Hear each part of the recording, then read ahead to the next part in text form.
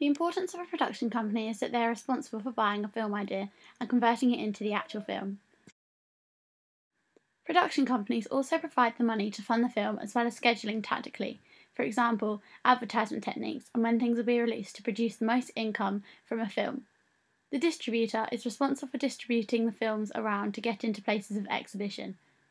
By distributing it in as many places as possible, it gives a variation of ways and places that people can access it, making it easily accessible, meaning that more people will see it.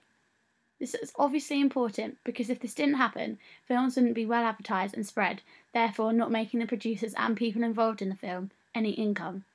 The distributor's job isn't just active when the film is out in cinemas. It is also active pre-release and carries on when the film is released, for example, on DVDs, television, and places such as iTunes. Before a film is released, the distributors are made responsible for advertising the film, for example, on posters, billboards, internet ads, and trailers. This is clearly important as it allows people to know about a film, gain an interest, and then draw them into cinema viewings. In my sequence, my production companies are Aztec Productions and Tropic Pictures. For Aztec Productions, I've assembled together a larger triangle through the use of brightly coloured smaller triangles.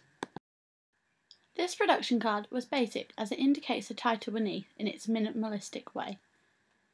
My other production card was called Tropic Pictures, and it was shown relevant colours as the background while simply presenting the title centrally.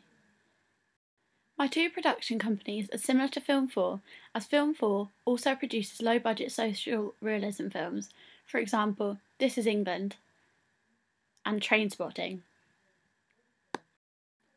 They're similar to my own sequence as they're low budget and are categorised into the same genre as mine, social realism.